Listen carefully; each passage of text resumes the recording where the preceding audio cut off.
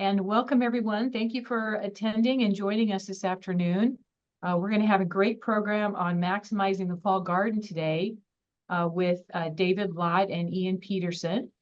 And I'll be your host. I'm Sarah Browning. I'm with horticulture educator in the Lancaster County, and I'll be helping to answer some of your questions in chat as we go through. And I'll let Nicole, do you want to introduce yourself? Yeah, I'm Nicole Stoner, the horticulture educator located in Gage County. So I'm here in the Beatrice office. And so I'll turn it over now to our speakers today, David and Ian. All right, and I'll go ahead and get the screen sharing going. There we go. So hello again, everybody. If you don't remember, I'm Ian Peterson. I'm the horticulture educator in Dodge County and responsible for the northeast corner of the state. David? And I'm David Lott. I'm the horticulture educator in Lincoln County, and I serve the 16 West Central counties in Nebraska. So we're going to talk to you about some fall gardening strategies and ideas and tips.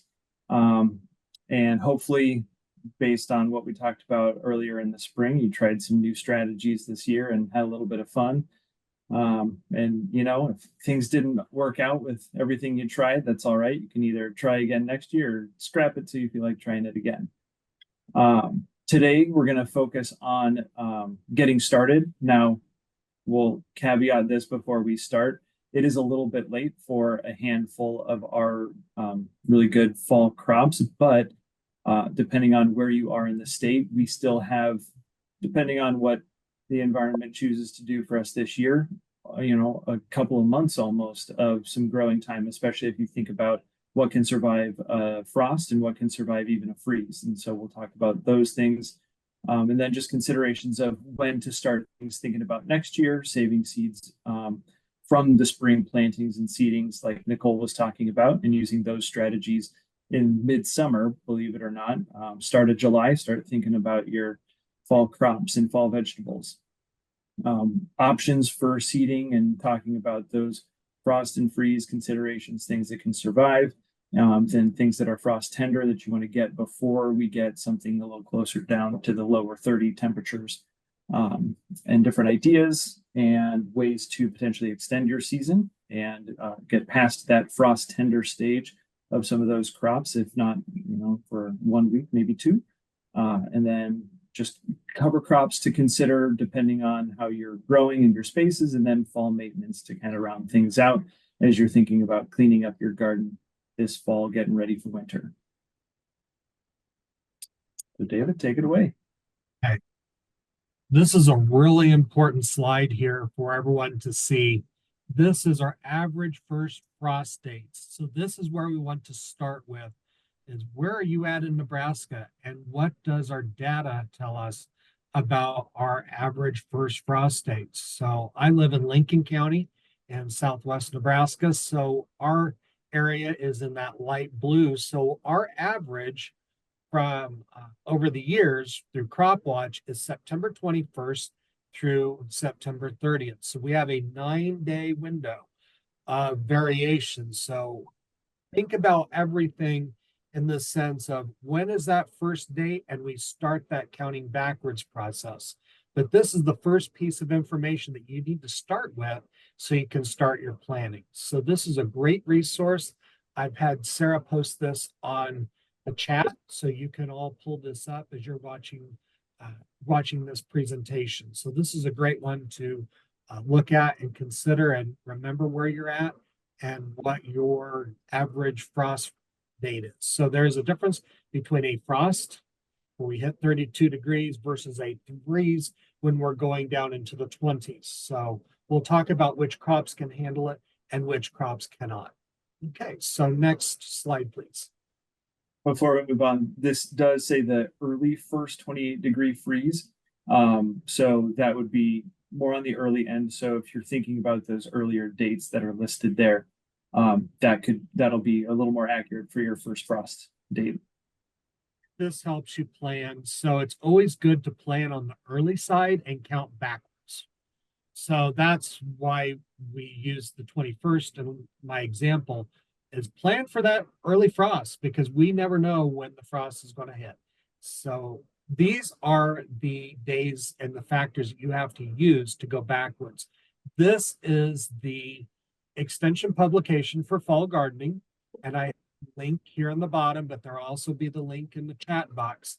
So you start with your frost date and you start looking at the number of days from seeding or transplanting to harvest. So looking at maturity on your seed packet, for instance, that says 68 days, then you start from September 1st, and on September 20th, that's day 1, and we start counting backwards. And then we go to average harvest period. So we need to think about a couple weeks. So add 14 days and then add another 14 days for fall factor. Fall factor is because our nights are cooling off, our daytime temperatures are cooling off, the rate of growth is going to slow down. So we have to account for that. And then if we have a frost tender factor, depending on the crop, we have to add that to it as well. So by the time you take your frost date and then the days to maturity and the harvest period and add, it starts working its way backwards where you end up planting in the summer for a fall crop. So that helps guarantee that you have something to harvest. So this is a really quick and easy example of using hailstone radish. So the first fall date is September 21st on our for our first frost. Our days to maturity is 25 days. And then we have fall factors. So think about that. So we're going to start September 20th. And we're going to do 25 days backwards from that, and then another 14 days for fall factor. Now, radishes are one of those crops that does have some protection, that if it's in a protected area, it grows pretty quick. And we do have some variants, but that gets us to August 13th. So yesterday would have been the ideal day to plant this crop. Now, we do have some variants because we do have later frost dates. And so people will often say, well, I've had things get ready and be able to harvest later. And that is true. Every year is a little different, but always start with your first frost date in your range and start counting backwards. So very simple example, radishes are one of the home run crops for the fall because as our nights cool down and our daytime temperatures cool down, the amount of sugar is developed inside the produce, and so it has a sweeter flavor. So this is just a quick, easy one that you can grow, and people forget about radishes in the fall, and they're a great example to show you today. So how to seed? Let's think about some transplantable fall crops that work really well in the fall, if you have planned the time to do this. So your cold crops are your cabbage and broccoli and cauliflower, kale. These are going to be transplants. So you would have to raise your transplants and then get them out in the ground. So now it's too late for that unless you've started your own transplants and they're growing actively now. But you can do that. You can also do a fall set of peppers and tomatoes and eggplants. If you have transplants or you buy the late transplants there at the end of the bedding plant season, you can plant them in June and they can be producing produce for you. Your onions are another one. You can do your onions in the fall. And we also have day neutral onions and short day onions that you can manipulate. And that's really nice, as well as your cucurbits and your melons. Now, remember, our solanaceous crops and our cucurbits are all very touchy with frost. They will not withstand a frost a lot of times. Frost gets them, they're done. So these are the ones you would want to do some transplanting with. And then your direct sow crops that you could be planting out in the summer are your lettuce and your greens and your carrots and radishes and your beans and your peas. And so those are things that you can do your second planting, but Remember your time, remember your frost date, and start counting backwards. This is the table from the Fall Gardening publication that breaks down what is semi-hardy that can withstand a light frost, and then what can be hardy that will take the cold temperatures. So look at the ones that are semi-hardy, your beets, your Chinese cabbage, your collard greens, potatoes. So sometimes we'll have later potatoes to avoid the Colorado potato beetle. That's great. Your leaf lettuce, mustards, radish, spinaches, Swiss. Those are all great. They will take a slight frost. Then we have our hardy vegetables that can go down into the 20s, into the mid 20s. I believe cabbage is down to about 25 degrees Fahrenheit. And that's a pretty good example. And look, they're all in the cold crop. So parsnips are another one, Hillary, that are pretty darn tough too. So, and they will be sweeter in the fall. So notice all the ones that are not on this list. Think of all your melons, think of your tomatoes and your peppers and your eggplants, all those warm crops, okra, sweet corn, they all need to be harvested before that first frost comes in because they won't take it very well. Usually get killed. Okay. So, And then oh, go ahead, David. I'm going to hand it off to you now. So like David was saying, with some of those transplant crops, we don't have obviously enough time. Maybe you got some end of the season sales or end of the spring sales. You've got some later tomatoes or peppers into the ground, and now they're slowly coming around to start to produce, and that's awesome. And maybe that's something that you want to try and plan for next year. Maybe start some of your own seeds inside and then wait for those sales on the plants that are already growing towards the end of June and get those in the ground for a late season harvest. But there is still some time to get a good amount of interesting things in the ground, even going to a garden center or a hardware store or something and picking up a seed packet that's still hanging around. Just make sure that you're looking at those days to maturity. So here I've got a list of things that their days to full maturity are less than 60 days. And so you can find a whole lot of different varieties that can be really successful at this time. With broccoli and carrots specifically, you'll see I have variety dependent there. There are some that will be in the over 60 to 70 days, but there are some that can be grown and harvested at maturity, but under 50 or under 60 days, sorry. And so those are just a handful of things that are good direct sow crops, like David was saying, that can go in the ground now or even in the next couple of weeks. If you're thinking about, well, I've only got a month or so until I think my first frost might come around. If you get some of these, especially the greens, baby greens are absolutely delicious.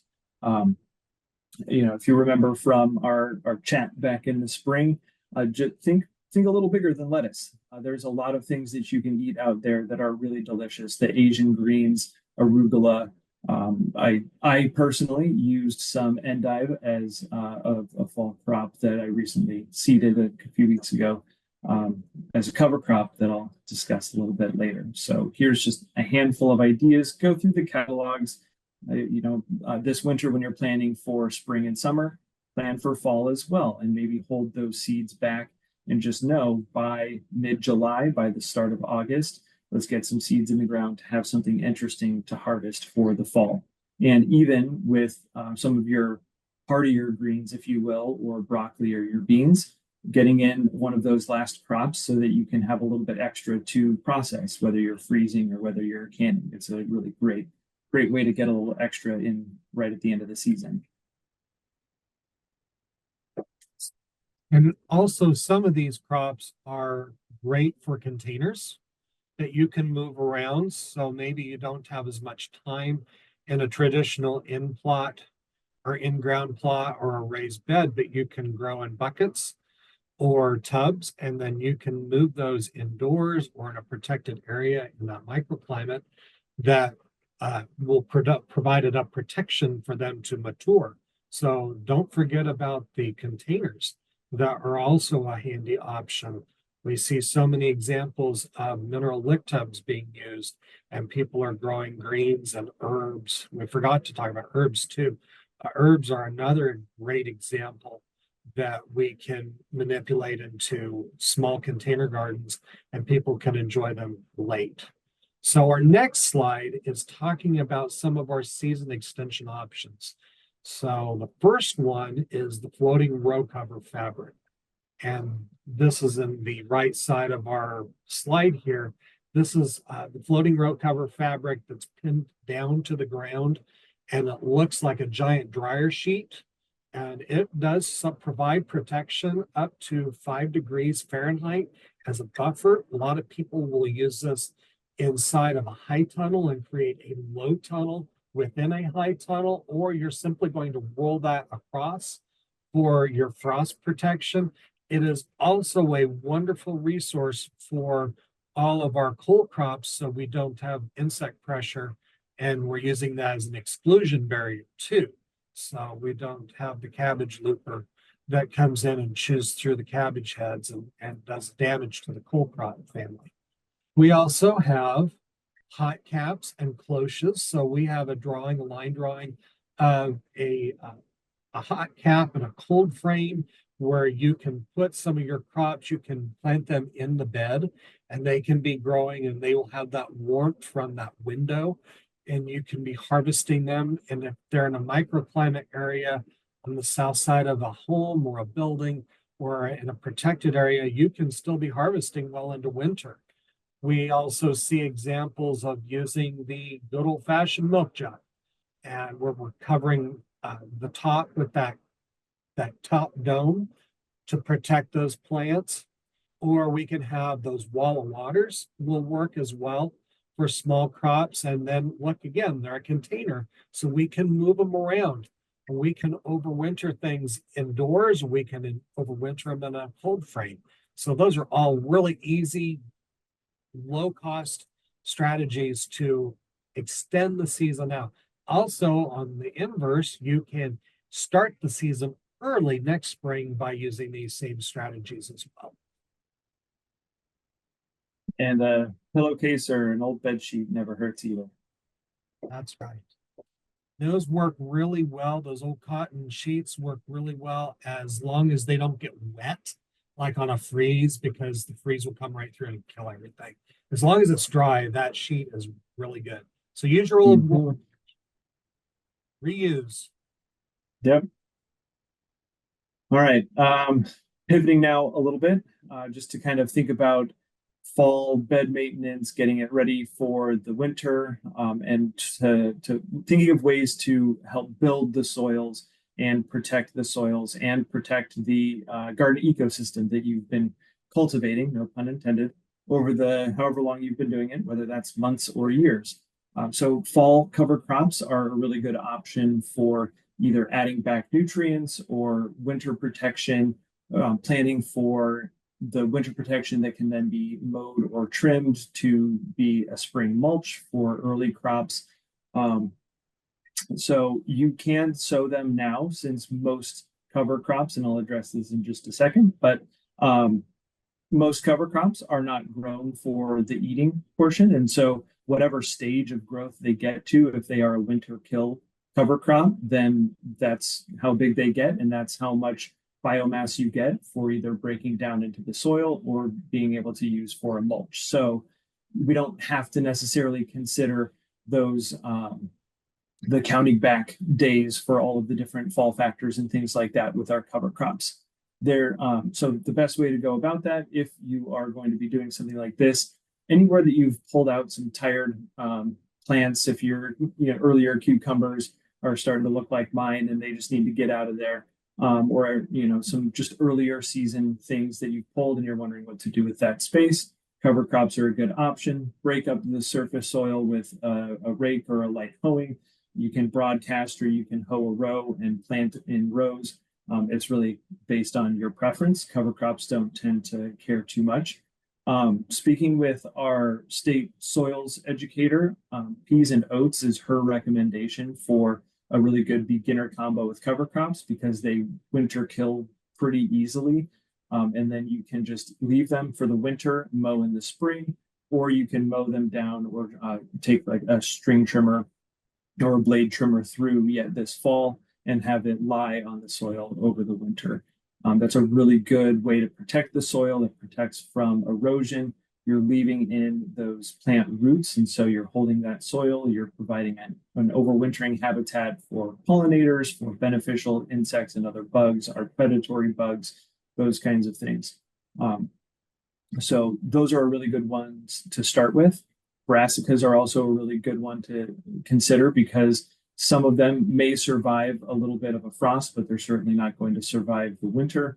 And so there's field radishes, field turnips, yellow mustard, black mustard that can be used as cover crops. They break down easily. So instead of locking up nitrogen, they actually tend to get you to a sort of compost organic matter situation a little bit quicker. And most of them have pretty significant root systems, especially thinking the radish and the turnip going down into the soil. And so if you've got some hard soil that you've been dealing with, those are some really good options. And like David was talking about, those can get going in the next 30 to 40 days, and they can even survive a frost or a freeze. And so they can hang around and keep doing their work for a little bit longer. When you get into the perennial cover crops, that's where you just need to really consider, do I want to use this as a living mulch and have that trade-off with nutrients and moisture? Or do I really want to go through and mow it as much as I can to try and take care of it when I'm done with it? One benefit to brassicas is that if you let them flower, which it's too late for that now, but just something to consider for the future, they can act as a biofumigant when they're the root system down in there. And then when you mow or trim them and work them into the soil a little bit, they do produce some secondary compounds that have been shown to be active against microbes in the soil. So that's good for our potato crops and our garlics, our other root crops and that kind of thing.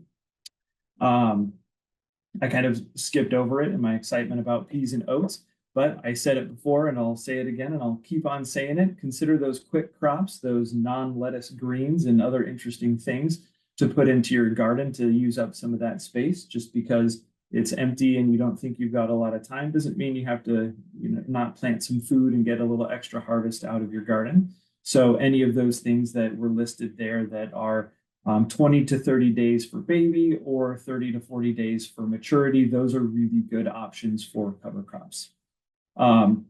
If you're looking for a little bit more traditional cover crop options, Green Cover Seed and Stock Seed are Nebraska-based companies that have a lot of different good options for those kinds of things. And then, of course, Johnny's Select Seeds has just all the different options for cover crops, for food crops, and for flowers. So just a few different sources to consider there. As we are moving towards the end of the season, since we won't be seeing you again in the teaching sense, just consider what you want for the health of your garden. So are you going to be spreading plant material or leaves? Are you going to be pulling everything and composting? And what does that look like? Make sure that when you have your diseased, spotty, buggy plants, that you're not letting those hang out in the garden space or even in the compost over the winter, because those diseases, those adult bugs, those eggs can overwinter. And most home composts are not getting to the level of heat to actually get rid of weed seeds, diseases, and those kinds of things. So especially paying particular attention to your tomato plants, your cucurbits that tend to get a lot of those spots and rots at the end of their life cycle. Pull those out and make sure that you dispose of them, getting them out. And certainly with our cucurbits, having the squash bugs and things like that, getting the adults out of the garden so that they can't overwinter to continue their damaging cycle next year. If you do have some good plants that you're going to be just letting hang out in the garden or in the compost, cut them or break them at the soil surface so that their roots can stay in there, preventing erosion. The roots can start breaking down, adding nutrients and organic matter to the soil. Leave the plants, just let them hang out. I was just talking on Monday about when I harvest kohlrabi, I just pull the leaves off of the part that you're going to eat, and I throw them on the ground and let them hang out. It's a great mulch. And they don't tend to present a lot of issues. So that is definitely one option. If you want to pull that and compost it, that's great. Maybe consider one of those cover crops if you never have before, instead of leaving the garden soil bare to hang out over the winter. I talked a little bit about mowing or trimming the cover crops. If you're worried about the longer extension of our transition from fall to winter and them not getting a really good winter kill on them, mow or trim them down at the ground level so that they don't keep growing from that base.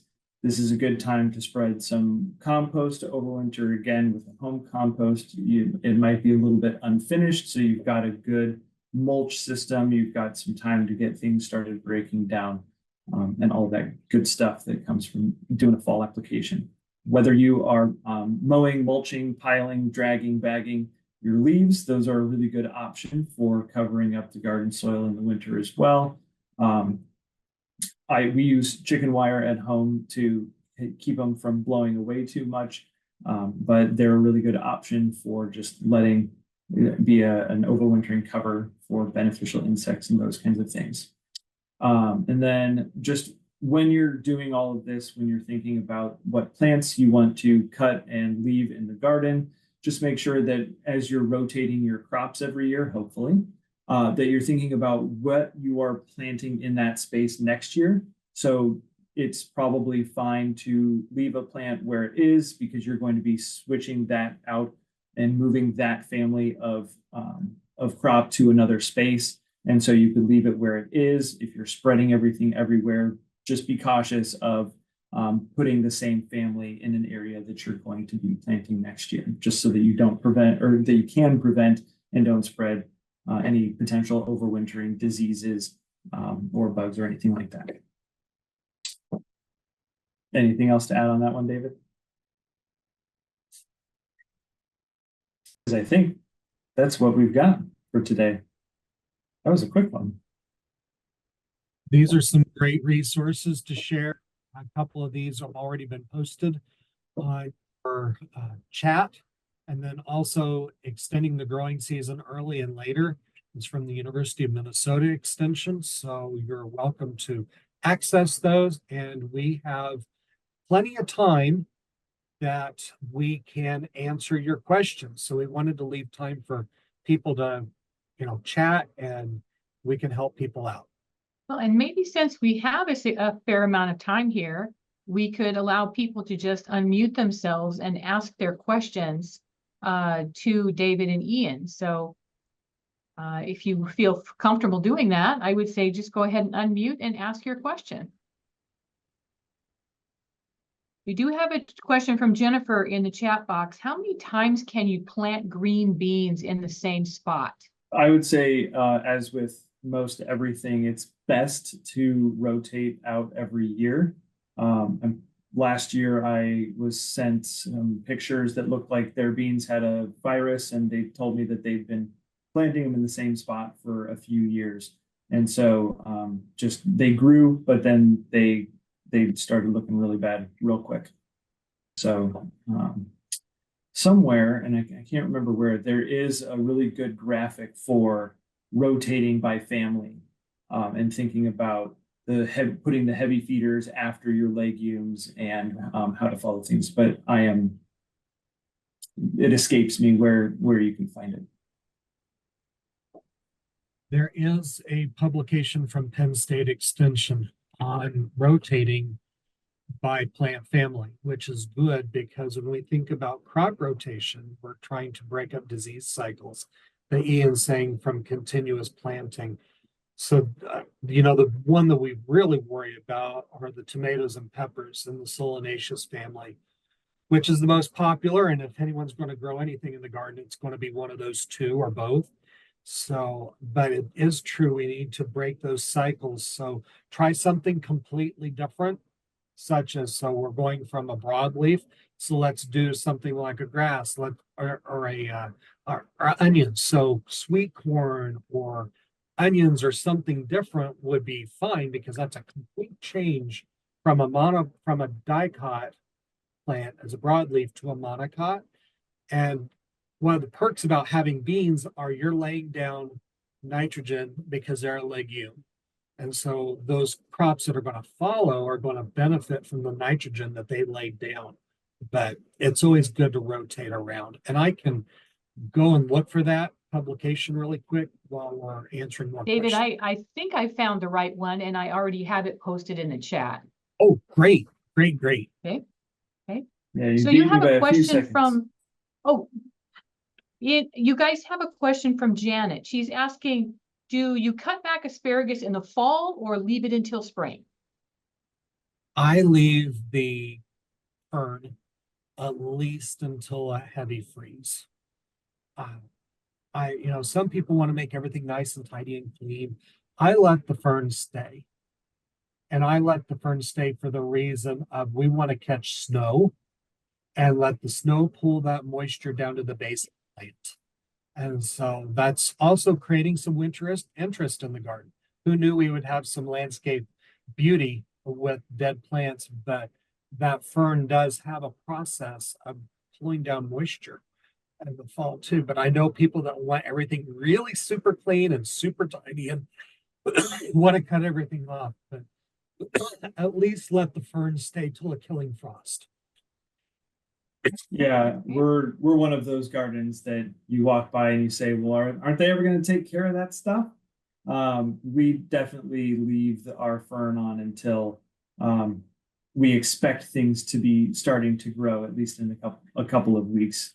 We do pull it off a little bit early to make sure that the soil can heat up so that we can start getting those first spears growing. But definitely we are those people in your neighborhood who are leaving our things throughout the whole winter because it's good habitat for birds, it's good habitat for bugs, and like David was saying, it's really good for holding snow when we get it, if we get it, and directing that water right to where you want it. So we have another question in the Q&A from Teresa. She's asking, will sweet potato vines break down sufficiently over the winter if I leave them scattered on the garden? They'll provide a wonderful mulch for minimum. And they'll start to break down. Since they're one of those frost tenders, that's really gonna, once they hit a frost, then that's gonna start breaking up their cells and help with decomposition there. You can always leave it over the winter to kind of start the process and then do the spring cleanup and put it in your compost. So interestingly enough, we have a compost question. How to use compost through different times of the year in the garden and flower beds? Fall, like I was talking about, fall dressing is good to kind of get a nice ground cover on top of the soil and to start the process of adding some nutrients in the freeze-thaw process, working it into the soil. Spring dressing is good to kind of get it really rejuvenated to get your crops in the ground.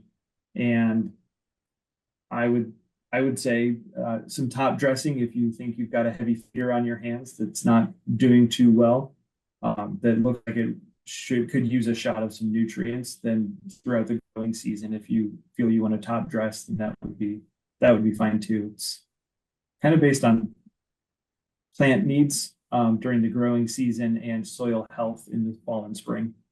Also depends when your compost is ready to know when you have some to work with, because there's a real art to composting and keeping that stirred, keeping it moist. I have a large compost thermometer that I shove right down in my compost piles to see where the core is at. And you can go into that core and see what finished compost looks like coffee grounds. And so some people will have it, they'll just pile it up, but the composting process hasn't been worked. So it's important that you have finished compost that you're using. So we have a related soil amendment question from Jennifer. She's asking about spreading crushed eggshells around garden plants or in the garden soil. She says she has a large container of them that she's pulverized into a powder. So do they provide any benefits or nutrients to plants? David?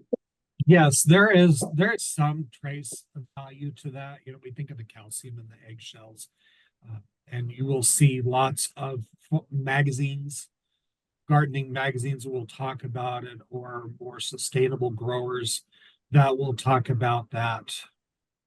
And so you can also throw your eggshells in your compost. So if you don't want to worry about, grinding it up into powder and then incorporating it in, you can throw the eggshells right into the compost pile. So that's another strategy that works, but it'll be trace amounts. Yeah, and you've already gotten most of the way there by having them pulverized into a powder. Most of the time, we're not worried about the calcium part of it in our soils. But it's a good amendment just to have some of those micronutrients hanging around and available for plants when they need it, similar to having it be a part of your compost too. We get lots of questions about calcium in relation to blossom end rot. And our soils in Nebraska generally are very adequate. So the best thing to know is get your soil tested so we know where your calcium levels are for sure. But we see lots of concoctions from social media about how to improve the calcium so we don't get blossom end rot. And the biggest thing is making sure that we have consistent moisture levels to help avoid blossom end rot instead of trying to put together these social media concoctions where people are throwing tons of acid in the bottom of the planting hole for the tomatoes. So we have a question from Eileen. She says, we left roots over the winter of peppers and tomatoes, but they didn't seem to break down. And we ended up digging up so our crop could be planted. Are there specific plants where the roots do break down fast over winter? I can't speak to specifics there. One of the main reasons for leaving the roots is to just hold that soil structure, and then you can break it up, you can dig it up and put those clumps, if you wanted to, in the compost.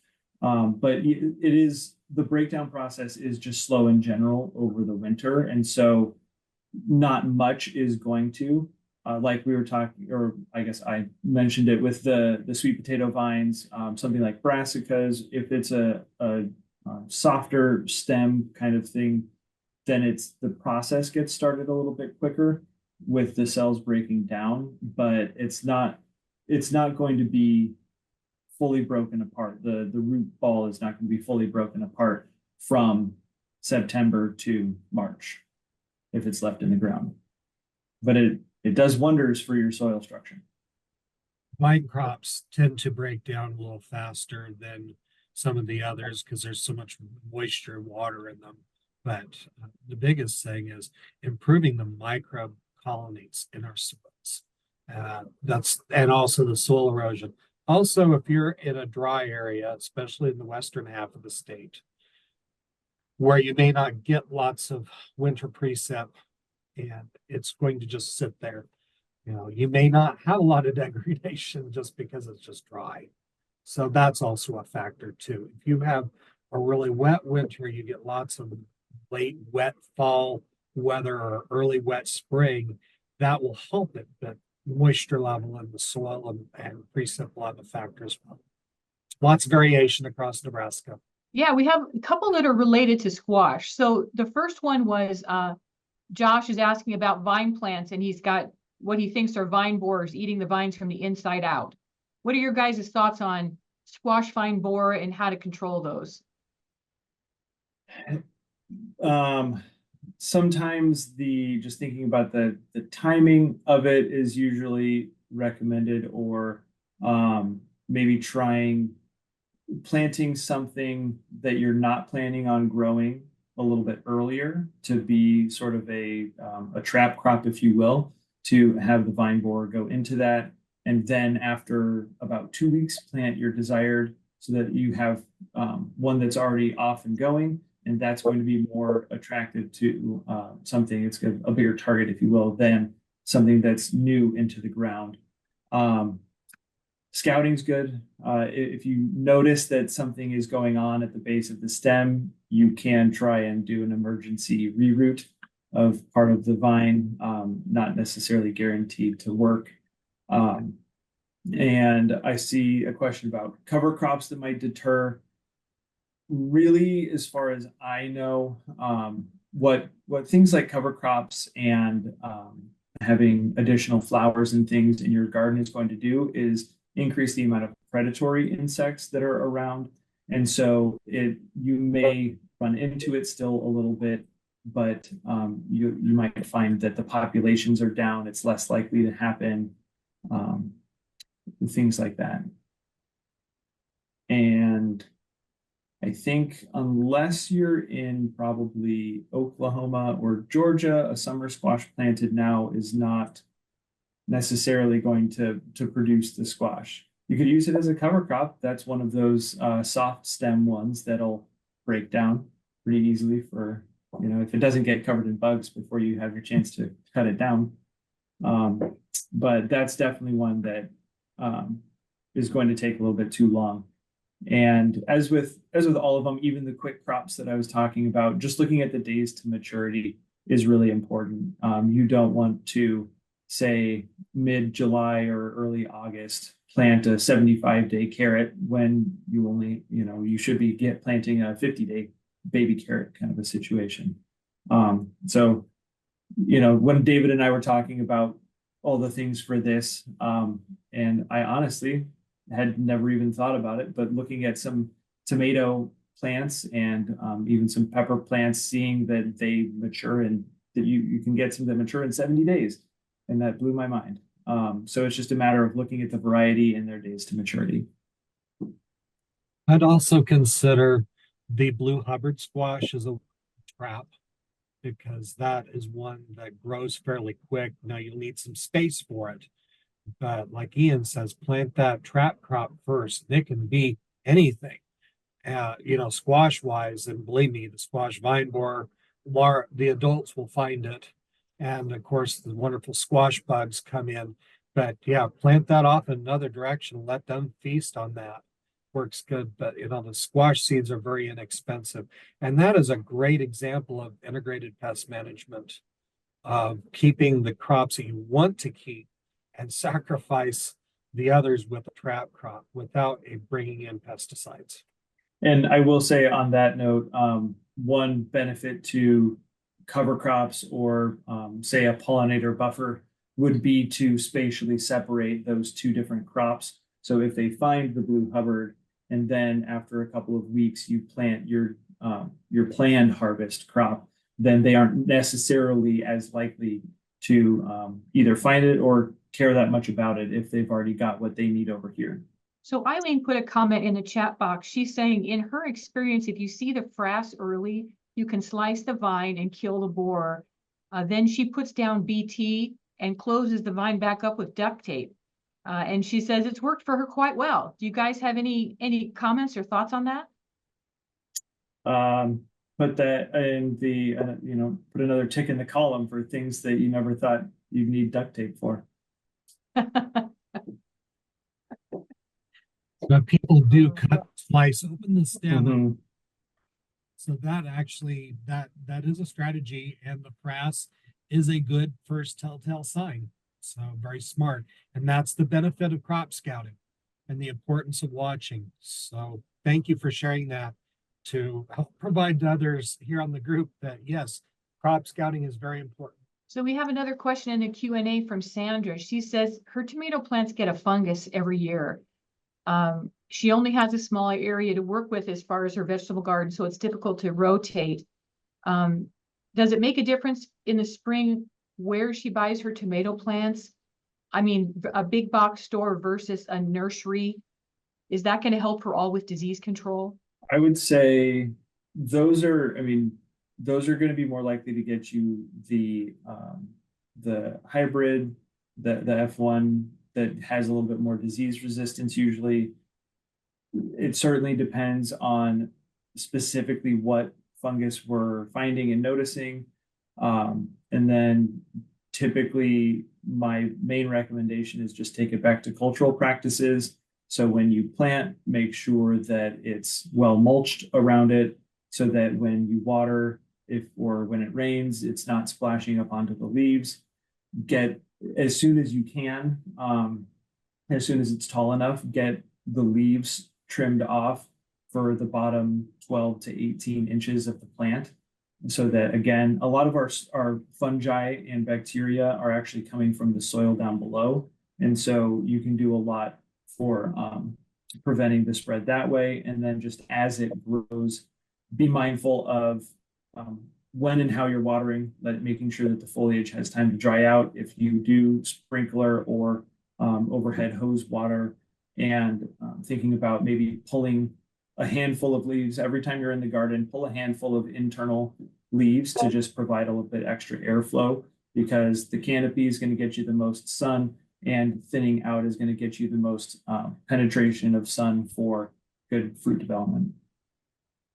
Pinching out those unproductive suckers are really important, especially on indeterminate type tomatoes. So many of our heirlooms, which people love the taste, but remember, these plants do not have the disease resistance like our hybrids do, like Ian was talking about.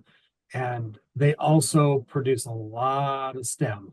They produce a lot of plant. And so airflow is very important, as Ian said, and light penetration for fruit development. So when we have a stem and we have a main branch, sometimes we'll get this kind of in the middle here, an unproductive stem that's called a sucker. And if you can pinch those out as you're going along, that will help. And that's just a simple little process that takes, you can take a fingernail clippers, clean fingernail clippers, or small clean scissors, and just pop those guys out. And that will make a big difference. But knowing the difference, and if you're going to use some of these old heirlooms, which you can collect seeds off of for the next season, just know that they just don't have the disease resistance unless they have been grafted, and that will help on the root side. So what would you guys suggest for growers right now who have tomatoes that have disease problems right now, leaf spots or what have you? Is there something they can do to minimize that as much as possible so they can still get a harvest? How do you handle those late season diseases in your gardens? I keep the bottoms trimmed up. I pinch my laterals off. I water at the base. I will put soaker hose at the bottom with mulch so nothing's trapping it. I make sure when I plan my garden that there's lots of airflow. Now, my example in my own home garden in North Platte is in a corner, and it's got privacy fence. So I have to make sure that everything around in my yard in the garden has enough airflow around those tomatoes. Otherwise, I will get hit with a lot of blight related issues. And those are just simple little things. Remember, a fungicide is only going to help stop what's kind of already there. It's not going to cure the plant. So that's something to think about before going and buying out a lot of fungicide. It's not going to be the best.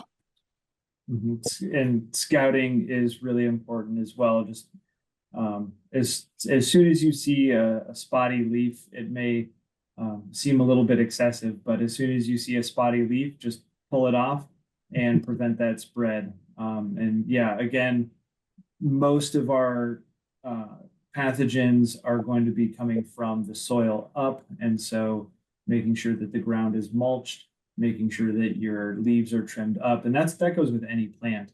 That's where in our spring program, talking about the vertical gardening, as much as you can get away from that soil, yes, it does provide everything, obviously, but you don't necessarily need it touching the soil throughout the whole season.